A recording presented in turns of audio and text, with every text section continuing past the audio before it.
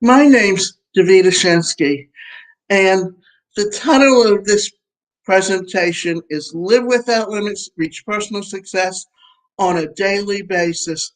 Our purpose is to help you live the best quality of life possible and to overcome any limiting beliefs that you may have by talking about mindfulness, personal development, relationships, psychology, and anything that affects you personally, that keeps you from living the kind of lifestyle that you want to live. And today's presentation is titled, What Does Humility Mean? And 4 Ways that you can become humble.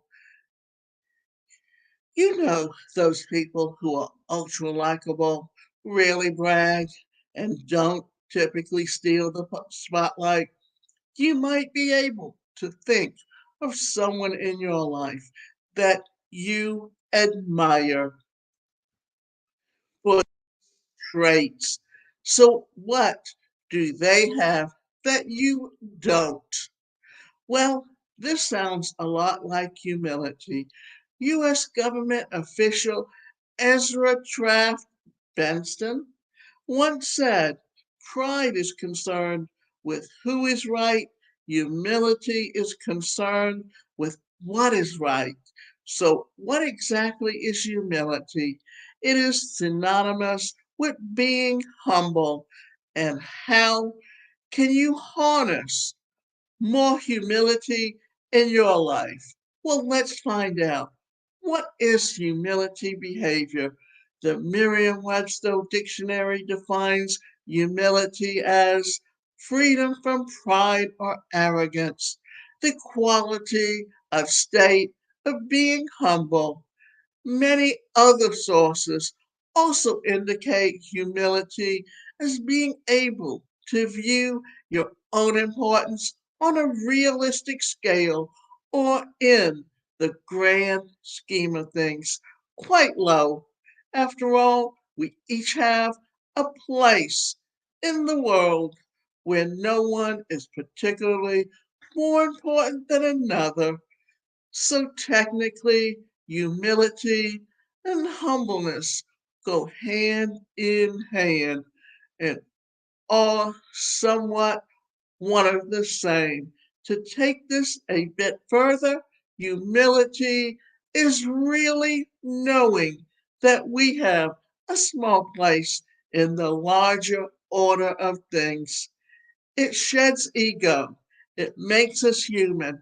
And when it comes down to it, it fosters community, giving and compassion for ourselves and others.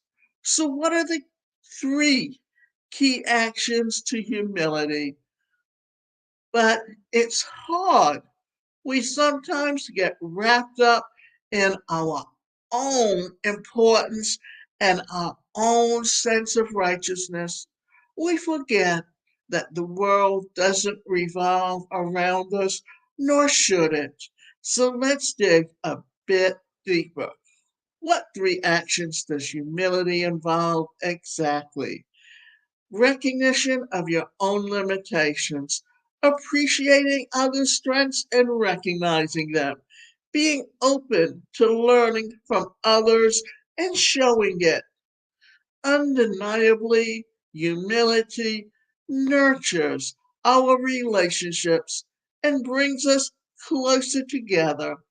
It can help reinforce connection and our appreciation for others. It can help us and others find our place in the world where we feel safe, accepted, and appreciated for what we can do as opposed to what we can't do. So, how can you foster more humility? Not feeling particularly humble? The good news is that humility can be learned. It takes some practice, but you can become more humble and find this delicate balance. Here are a few ways to do just that listen without judgment and with the goal to help others feel heard. With humility, a key ingredient is showing others that you value them. We all want to be heard, but we rarely feel heard. Thus, proactively listening and trying to understand others is a powerful way to become more humble. And no, listening doesn't mean jumping to the rescue with solutions or opinions. Instead, it's about recognizing that the other person is a human with emotions also, and that they are valid and deserve to be heard. Focus on the present moment. Oh, mindfulness, it tends to pop up everywhere when it comes to relationships and good mental well being.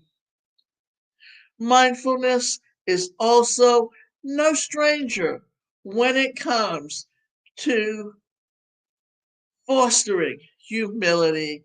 It involves not worrying about the past, not looking forward to the future, but instead focusing on the here and now. And this helps shed the judgments and fears and allows us to truly see each other as opposed to viewing one another through foggy lens and practice gratitude.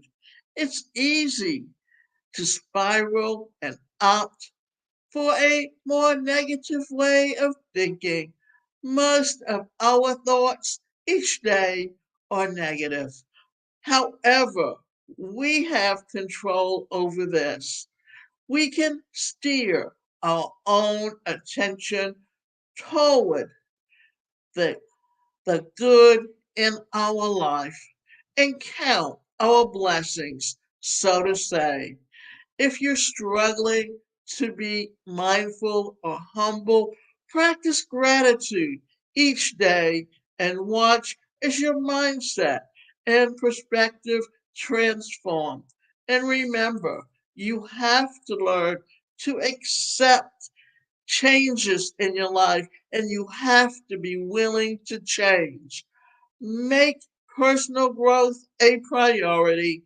Our ego hates to change. It doesn't like to admit fault.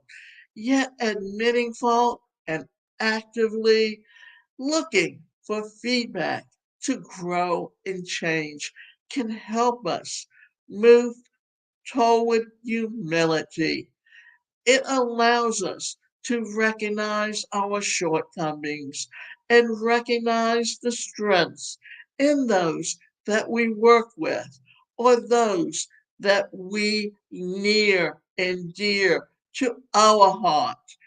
And this also gives us the opportunity to do better and be better.